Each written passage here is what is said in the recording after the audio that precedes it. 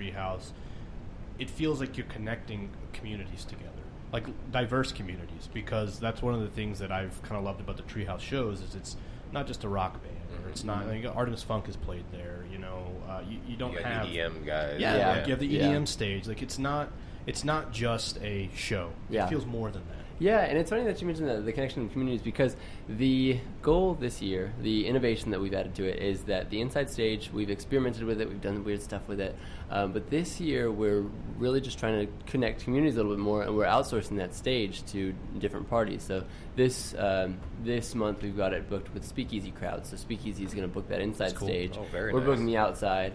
In April, we've got UTA Records, Nick, booking the inside stage, and so we'll be doing the outside. So just trying to like share crowds and share exposure to that area, and all of our goal here is to make everybody fall in love with the city, and that's something that I think people, UTA students will go out there and be like, oh, there's something cool to do. Stuff Yeah. I don't have to go to Dallas. I can go 5 blocks down the street. Exactly.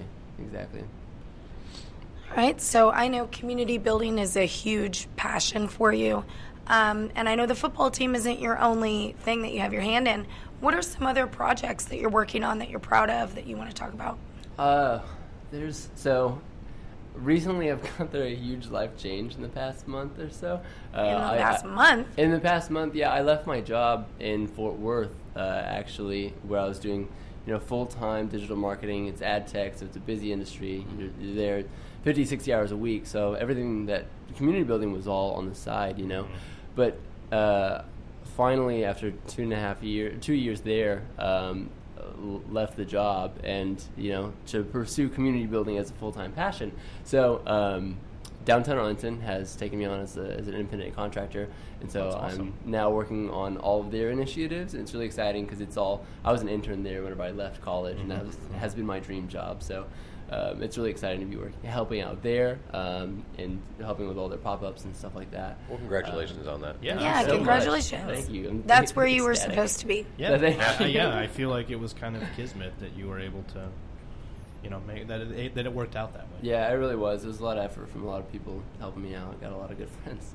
But yeah, that, and then Arlington Nights has a lot of new developments. They've always had Chat and Do, which there's one tomorrow. This won't air, but it'll air Monday. So it will happen yesterday. Yeah, Chat and Do will have been yesterday. I hope you have. We had so much fun. We had so much fun. The guest speaker was so good. But they've been doing Chat and Do. David Conan has been just hustling on the scene for such a long time, doing some great things, and now he's finally doing a 501c3, as we know. Which 3 of the people in this room are on the board. Yeah. So we're going to put that board together and fund their projects and initiatives that they're finally going to be able to have with a whole board of directors and whatnot, and not just David and Alicia working their asses off every single day to make it happen. So it's really exciting to have a lot more manpower and brain power in there. So Arlington Nights, Downtown Arlington, football team, and then East Main is coming up. Football team is going to have a stage there, and we're really excited about it. A stage in the whole area, so that's something big that we're working on too. Do we know how many stages? I don't know if we can break that news or not. But East Main, it's got it's normally a 3-stage event, including Division Brewing, but then this year we're going to be adding a 4th stage. Nice. East Main is really exciting. It's going to be a really good year for it. Yeah, we're excited for that. Yeah. I think we're trying to put something together for it, but we'll see if that actually happens. Yeah, we had to talk to Jokels still. So. Yeah, I'm sure he'll be down. That guy's just. Oh, he loves it. We have to figure out. It's hard to pin him down. He's a busy man. That's very true. Mark, if you're listening, reach out to us. Please return our calls. So we've talked about this before, but how do you think music helps build community engagement? That's a great question. So I think the one thing that everybody loves music. The sign of a psychopath is not liking music. I think that music is an extremely emotionally appealing thing. It's a very connecting thing. It's a shared experience that we all have whenever we're going to a concert, and it draws people in, and it brings out it makes people dance. Like, dancing is one of the most primal forms of communication. So taking all that in. At a show together is just a very communal experience. So I don't know. We had a show last night at the Growl, and looked like a great turnout. It worked out really well, honestly. There's 3 bands out there from 3 different parts of Texas, right? Well, one was from Oklahoma, one was from like Tyler? way east Texas, Tyler, Texas, Yeah. And then one was supposed to be a Dallas band, but they were actually from Arlington. Oh. They called themselves in Arlington. They were like, "Yeah, this is so great. We love playing in Arlington. So we just pack up and like head over home. next door or whatever."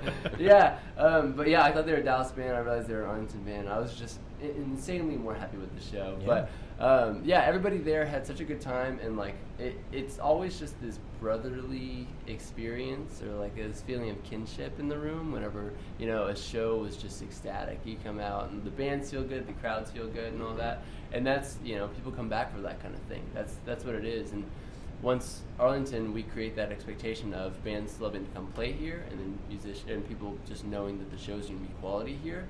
Once you create that expectation, then that becomes part of our community identity, and that's what a lot of our leadership in the city right now is thinking of, with like, we are the entertainment capital of Texas and the world and whatnot.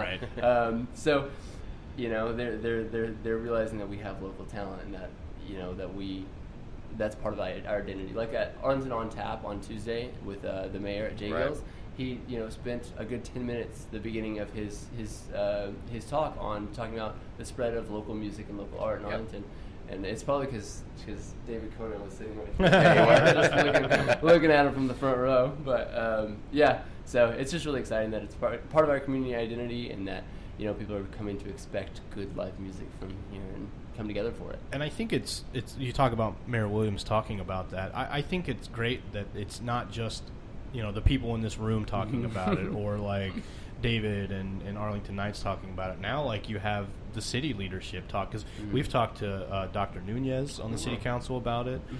He came to one of the chat and do's and talked about how music is definitely a driver of community engagement, and it's great that like it's finally being recognized as an integral part of the city, instead of like, oh well, yeah, we also got that.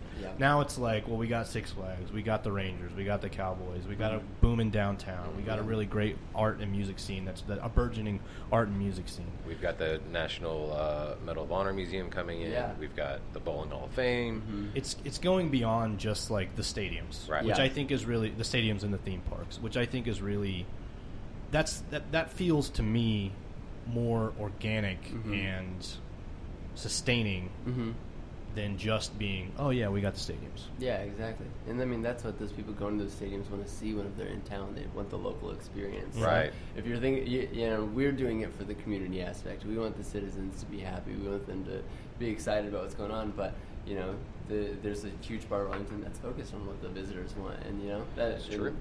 They want a local experience. Let's give it to them. So, yeah, that's that. But, cool. Anything else? Any other events you need to plug or stuff happening? Yeah, anything else you want to talk about while we got you here? I'll give you my roster of events in March. So March through March 21st, we have a logo design contest for the football team. We've got a $100 cash prize for it. So anybody who wants to like mess with our logo and have fun with it, we're going to use it for merch. We're calling it Merch Madness. Yeah, okay, I saw that on Facebook or on Instagram. It'll be really cool. We're doing like live voting, so anybody votes. There's no jury or anything, so it's like we actually have a bracket for it. So that'll be cool. We are having Arlington Artist Expo. It's over 20 Arlington artists out there selling their wares at Legal Draft. March 21st? March 21st, yeah. That same day, we've got a Happy Feet event for downtown. It's part of our dance series. You can come learn how to swing dance. That'll be at Mavs. And then Treehouse is on the 27th. So very nice. Yeah, that's pretty much everything. But now, if people want to get in on that Merch Madness, how can they do so? Go follow us at Football Team UTA. All of our information is on there and stuff. So. On all the social medias? Yeah. Okay. It's Football Team UTA, and then just search Football Team Creative Collective on Facebook. But yeah, we post about everything. We'll keep everybody updated and keep everybody reminded of it all. Very good. Yeah. I like it. Yeah. So yeah, thanks for having me, guys. Thanks for coming. We love having you. We're always like, when are we going to get Garrett back? Yeah. We need to have Garrett back on. How many times have we been on now? 3 times? This is... He's our other third-time guest, because I had him on briefly for the talking about our sound, our town. Oh, sound. yeah. That's Yeah, right. yeah. Yeah, That's you right. and Andy Pryor are tied for a 3-time. Who's going to get that 5-timer jacket? Yeah. I don't know. You or Andy. That Yeah, right doesn't now, yeah. exist. I was about It will. to say, It's going to exist. Yeah, yeah. It's okay, absolutely because gonna I exist. can pick it up. I'll like start Okay. new initiatives, just like be able to come talk about it. We might have our own contest as to what the 5-time jacket Yeah, looks like. So yeah, if yeah, anybody yeah. wants to design one, Someone wants to design a 5-timers jacket, let us know. Arlington Citizen Media at gmail.com. All right. Thank you so much, Garrett. Yeah. Always a pleasure. Thank you.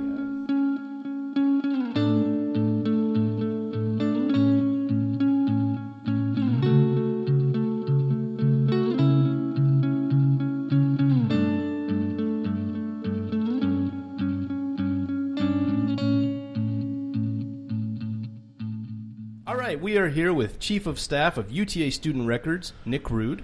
How are you today? I'm doing pretty well. I can't complain. How are you? I'm doing well. We're all well. Yeah, we're excited that you're Yeah. here.